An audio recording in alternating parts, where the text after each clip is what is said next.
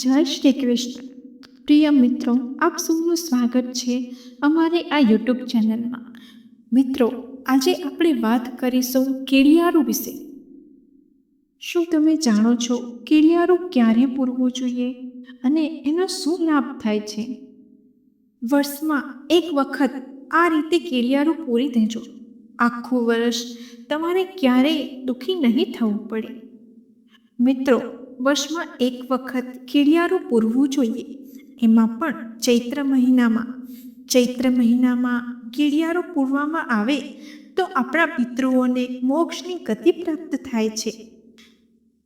અને ચૈત્ર, કારતક અને ભાદ્ર માસ એ માસમાં આપણે કીડિયારું પૂરીએ તો કેવી રીતે પૂરવું જોઈએ, ક્યારે પૂરવું જોઈએ અને કયા સમયે પૂરવું જોઈએ અને ક્યારે ફળ મળે, એ વિશે જો આખી કથા માધ્યમથી આપને સંભળાવું તો આપને જીવનમાં સફળતા પ્રાપ્ત કરવાના અનેક રસ્તાઓ મળશે. એ પહેલાં મિત્રો, આપને આ વિડીયો પસંદ આવે તો એક લાઈક અને શેર અવશ્ય કરો અને ચેનલને સબસ્ક્રાઈબ કરી કમેન્ટ બોક્સમાં જય શ્રી કૃષ્ણ અવશ્ય લખો. મિત્રો, કીડિયારું પૂરવાથી ધનની વૃદ્ધિ થાય છે. ઘણા પુરાણોમાં અને ઉપનિષદોમાં તેમજ ઘણા ઋષિ અને સંતોએ પણ આપણને પોકારીને કહ્યું છે કે આ પ્રમાણે કરો ઉપાય. પરંતુ આપણે એટલા બધા આળસુ છીએ કે આપણે કાંઈ કરવું જ નથી. એક કહેવત તો તમે સાંભળી જ હશે, પરમાત્માએ કીડીને કણ જેટલું અને હાથીને મણ જેટલું આપ્યું છે.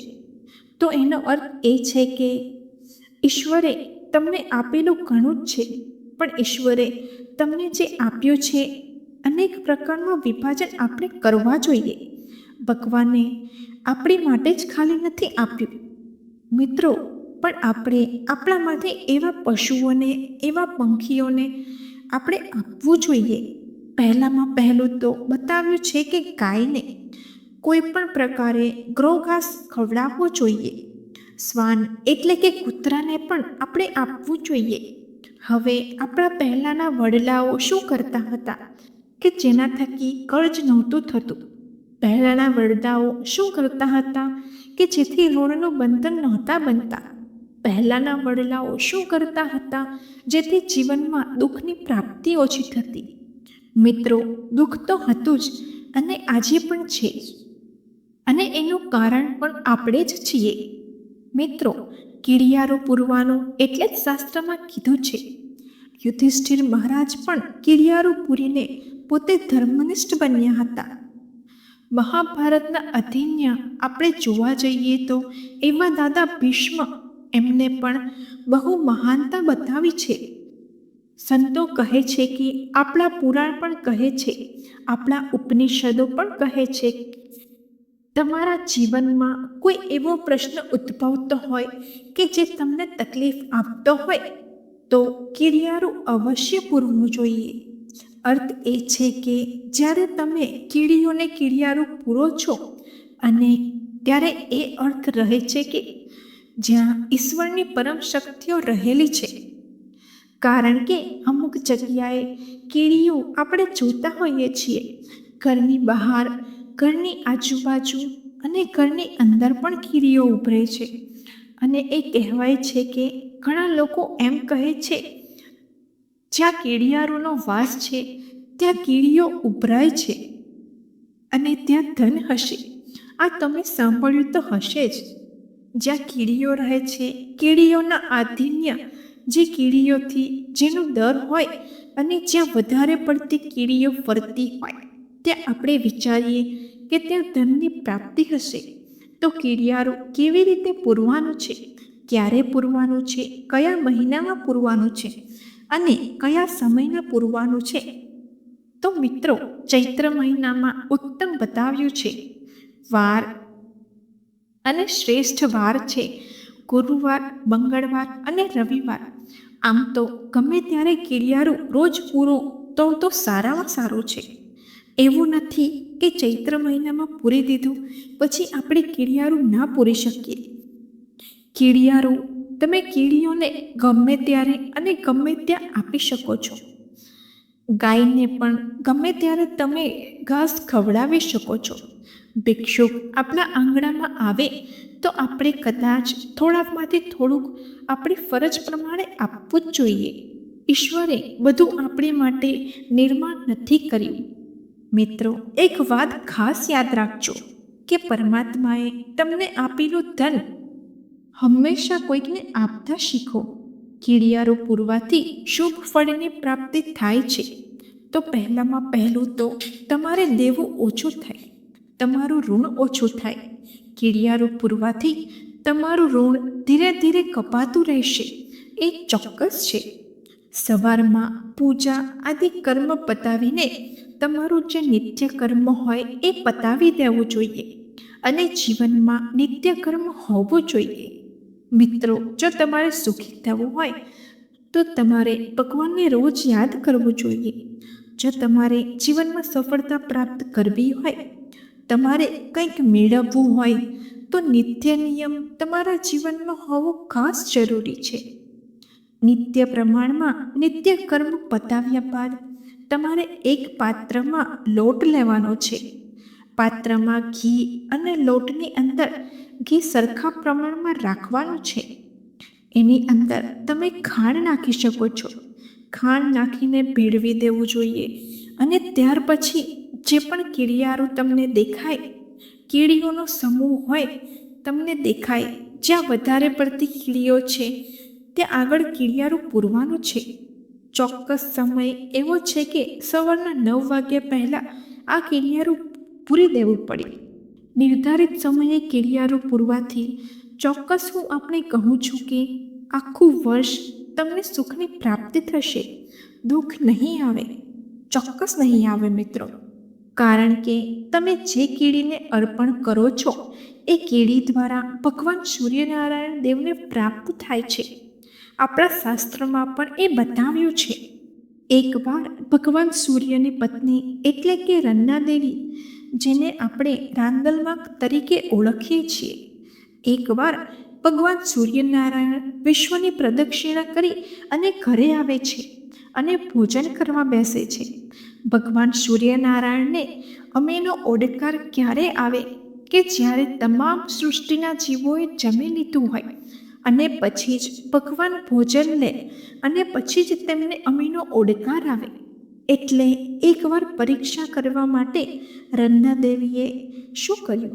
પરીક્ષા કરવા માટે એક ડબ્બીમાં કીડીઓને પૂરી દે છે.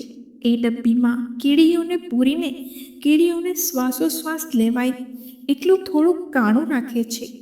નીચેથી થોડુંક કીડી ન જઈ શકે એ પ્રમાણમાં અને બહાર ન નીકળી શકે એ પ્રમાણની ડબ્બી લે છે. એમાં હવાની અવરજવર થતી હોય જેથી કરીને તે મૃત્યુ ન પામે. હવે બને છે એવું કે ભગવાન સૂર્યનારાયણ સૃષ્ટિનું પરિભ્રમણ કરતાં કરતાં પોતાના સ્થાન ઉપર પાછા આવે છે, ઘરે પાછા આવે છે અને પછી ભોજન લે છે. તેઓને અમીનો ઓડકાર આવે છે. એટલે રન્ના દેવી હસવા લાગે છે. ભગવાન સૂર્યનારાયણ કહે છે, દેવી, આપ શા માટે આટલું બધું હાસ્ય કરી રહ્યા છો? તો દેવી કહે છે કે આજે તમારો એક નિયમ તૂટ્યો છે કે તમે વિશ્વના બધા જ જીવોને જમાડી દીધું છે. ભગવાન સૂર્યદેવ કહે છે કે હે દેવી, જો વિશ્વનો એક જીવ પણ કદાચ ભૂખ્યો હોય તો મને અમીનો ઓડકાર ન આવે, મને પોતાના ભોજનની તૃપ્તિ ન જ થાય. વિશ્વના તમામ જીવોએ જમી લીધું છે. ત્યારે રાંદલમાં કહે છે કે સ્વામી, હજી એક જીવ બાકી છે. તો કહે છે કે કોણ? અને જો એ જીવ બાકી હોય ભોજનમાં તો મને આટલી બધી તૃપ્તિ ભોજનમાં ન થાય. અને ત્યારે રાંદલમાં બતાવે છે કે આ ડબ્બીમાં જ છે, જુઓ. જ્યાં ડબ્બી ખોલે છે તો એ ડબ્બીમાં રાંદલમાએ તિલક કરી અને ચોખા ચોંટાડેલા. એ એક ચોખાનો દાણો અંદર પડી ગયો હતો. માં ભગવતીને ખ્યાલ નથી અને એ ચોખાને કીડી ચણી રહી છે. એ કીડી અને ત્યાં ભગવાન સૂર્યદેવ હસતા હસતા કહે છે કે હે દેવી, જગતમાં બધાને આપીને પછી જ હું જમું છું. એટલે જીવનમાં એટલું યાદ રાખજો કે કીડિયારો પૂરવાથી સકળ ઋણમાંથી તમે મુક્ત થઈને સફળતા પ્રાપ્ત કરી શકો છો. કોઈ પણ જગ્યાએ નિષ્ફળતાઓ મળતી હોય તો મિત્રો, હું આપ સૌને વિનંતી કરું છું કે કીડિયારો પૂરતા તમે શીખજો. કારણ કે કીડિયારો તો બા તમે કરી દેજો. આપણે જોઈએ છીએ કે વડીલાઓને કહી દઈએ છીએ, તમે આ રીતે કરી દેજો, અમે આવી જઈશું, તમે આટલું કરી દેજો, ભગવાનનું કામ તમે જ કરી દો, અમે આવી જઈશું. અરે મિત્રો, આપ જાતે જ કરો ને.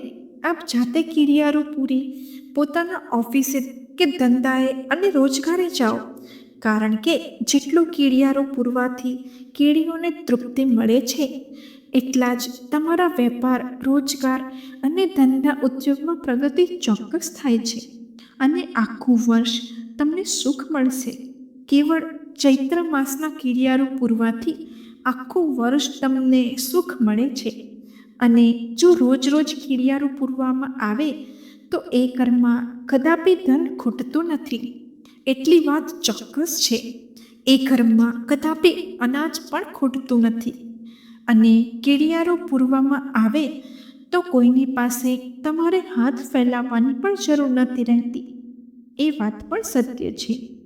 તમે જીવનમાં જુઓ છો કે ઘણા લોકોનો પ્રશ્ન હોય છે કે અમારે એક સાંધે અને તેર તૂટે છે. બંને જણ નોકરી કરીએ છીએ, બાળક નોકરી કરે છે, છતાં પણ અમારે મહિનો પૂરો થાય એટલે એન કેન પ્રકારે કોઈકને કોઈકની પાસે પૈસા લેવા જ પડે છે. અમારું પૂરું નથી થતું.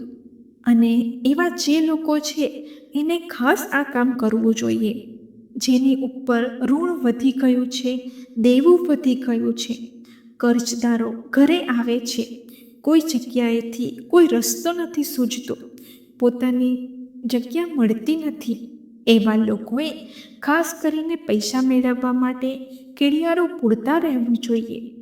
આ પ્રકારના નિયમો ખાસ ધ્યાન રાખજો. જે ઘરમાં રોજે રોજ પ્રતિદિન આ પ્રમાણે ચૈત્રમાસમાં કીડિયારો પૂરવામાં આવે તો આખું વર્ષ તમને એનું ફળ પ્રાપ્ત થાય છે.